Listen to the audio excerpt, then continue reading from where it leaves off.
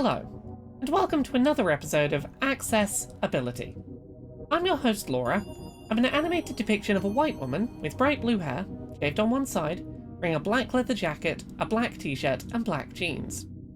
Originally released a couple of months ago, back in late August, Saints Row 2022 is a somewhat more grounded reboot of a series of over-the-top open-world titles of the same name, which began as a tale of gangs fighting for power, and escalated to the President of the United States fighting aliens using superpowers in a virtual reality world, harnessing weaponized dubstep lasers. The series reboot, while still containing some exaggerated and silly humour, reined in a little of the spectacle and escalation that had been reached by the time we got to Saints Row 4's release, and instead replaced it with slightly awkward, trendy dialogue, current memes that are going to age pretty badly, and a reduction in literal superpowers being dispensed to players. While the rebooted Saints Row released a couple of months ago at the time of writing this video script, there was one aspect of the game that I've been meaning to make a video about for some time, and have only just had the opportunity to revisit. Saints Row 2022 is notable from an accessibility perspective, as it is, to my knowledge, one of the first big-budget video games from a non-PlayStation first-party developer to attempt an implementation of high contrast mode, a setting that was introduced by The Last of Us 2 to increase visibility of game elements for partially sighted blind players. Since the mode was first introduced, and has started to become somewhat of a first-party standard on PlayStation, I've been advocating for more developers outside of PlayStation Studios to try their hand at implementing the technology in their own games.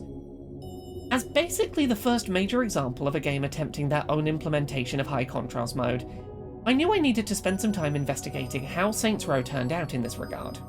So today, on Accessibility, we're going to be taking a look at the accessibility settings found in Saints Row 2022. We're going to see which settings are available, which are lacking in execution, and how the implementation of high contrast mode in this title compares to implementations seen in Sony's first-party releases. Saints Row 2022 has a pretty decent number of overall settings tweaks offered to players, ranging from those aimed as gameplay customization to settings explicitly aimed at improving accessibility for disabled players.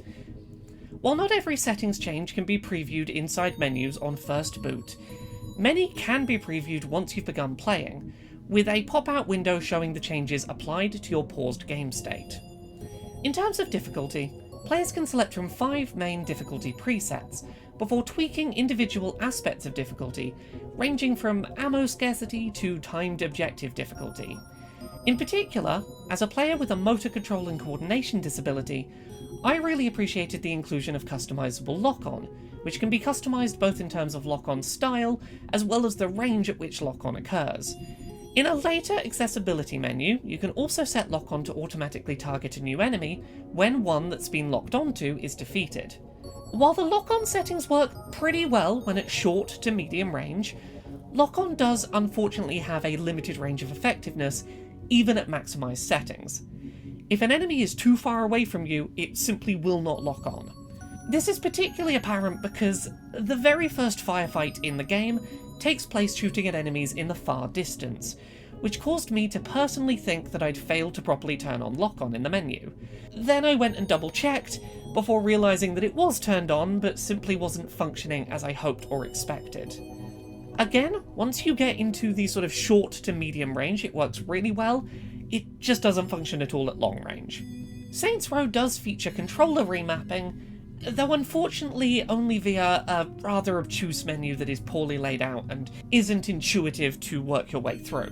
There is, however, a section of the menu that allows for button holds to be replaced with single presses or toggles, which is really useful. Players like myself who experience motion sickness can switch off motion blur and camera shake, which should both help to minimise motion sickness occurrence during play.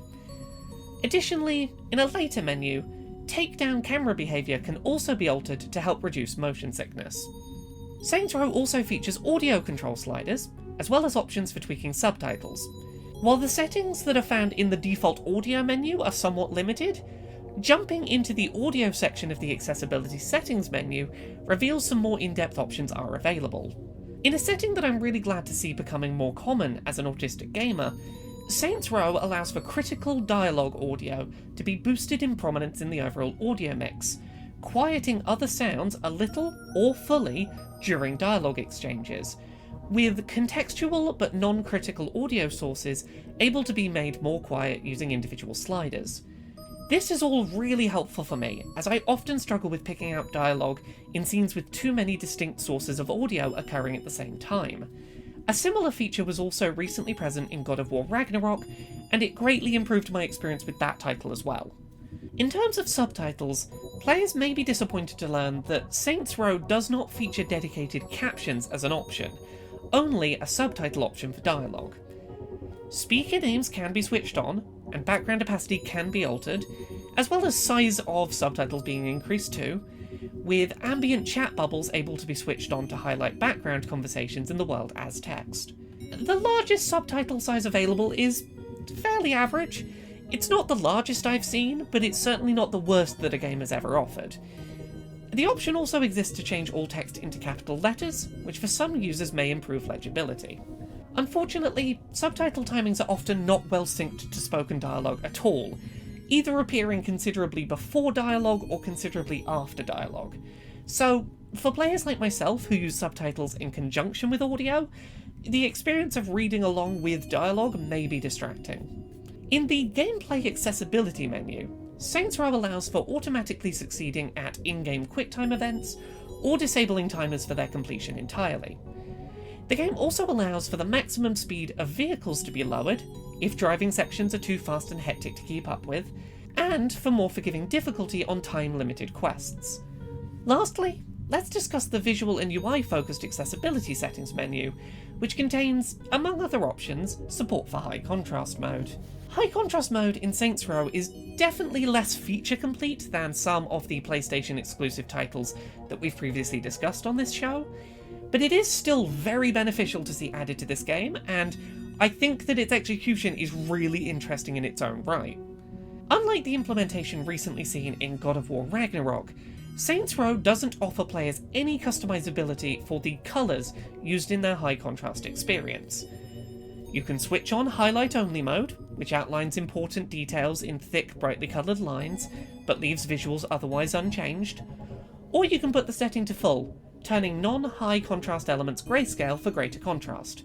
Those are your only customizability settings. There is no turning the setting on or off mid-gameplay with a touchpad swipe, rather than having to go into menus, and there's no customizing of the colours chosen for individual game elements. In particular, Ragnarok's recent addition of colour blindness-focused presets for high contrast mode really helps to highlight the importance of considering high contrast mode alongside customizable colour choices for players with intersectional visibility needs. There are options for UI elements, such as the targeting reticle colour, to be customised, and for overall colour blindness filters to be applied to the game. It's just high contrast mode itself which lacks this type of customizability. How is Saints Row's implementation of high contrast mode in practice?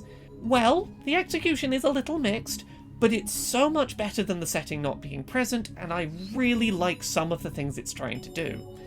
High contrast mode in Saints Row only takes place during gameplay scenes, leaving certain cutscenes without high contrast support, but some with it.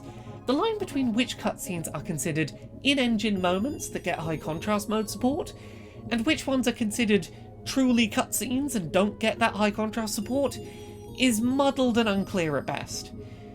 Additionally, even in cutscenes that support high contrast mode, some important narrative objects or characters in those scenes aren't given high contrast support, which is confusing. The disparity between cutscenes with and without high contrast mode is particularly jarring when two cutscenes play back to back, one with the support and one without. Highlight Only mode is a curious setting in that what it chooses to highlight isn't what I would have expected.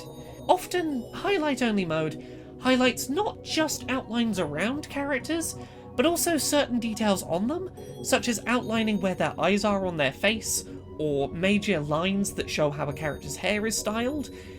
These details do help to make more than just a character's outline visible for low vision players, but in some ways, it's more detailed than the description of the setting sounded. It made it sound like it was just applying highlights around important elements, and it caught me off guard a little, the additional detailing. When switching high contrast mode to full, the implementation still differs from that seen in Sony's PlayStation exclusive titles, in that the game still only highlights these edge details on important elements, rather than fully highlighting the whole character or object model. The addition of a grayscale filter to the world does help these highlights to more clearly stand out, but it's going to be a matter of personal preference if someone thinks that this or PlayStation's execution of the feature is superior. Actually, a quick addition. It is possible to see high contrast mode function a little bit more like Sony's titles, but not intentionally. I did encounter a glitch while capturing footage for this video, where my entire character model did get filled in with high contrast colours. It also unfortunately involved some horrific floating teeth and eyeballs. Not an ideal implementation for sure. For my personal situation, I actually really like highlight-only mode as an option, even if I don't think that it's a replacement for Sony's implementation, or for this game's full mode implementation. Highlight only suits my personal use case really well. As a player who gets distracted by large amounts of simultaneous visual information, and tends to use high contrast mode mainly to help me pick out individual important information within clutter, rather than using it due to any experience of blindness. Highlight only, when it's working, and I wish that it was applied more consistently, gives me that at-a-glance information about what is important or not on screen, without reducing overall visual fidelity for me in quieter moments. I wish that it could be switched on or off during gameplay without having to pause and dig through menus, but overall I think it's a really useful version of the feature for my specific use case. While I'm not a huge fan of the 2022 Saints Row reboot as an overall game, which feels like it lost a lot of its identity and charm in the attempted reimagining of the series, I do think that it has some really interesting aspects to dissect, as someone who focuses a lot on accessibility in the games that I play. While Lock-On doesn't work at certain distances, and high contrast mode doesn't work in certain cutscenes, I really appreciate the application of audio dampening during dialogue moments, and the introduction of highlights-only mode for high contrast visuals as an option. While the execution isn't a perfect match for some of the more recent examples provided by first-party PlayStation studios, I am really excited to see other developers attempting to implement high contrast modes into their own games.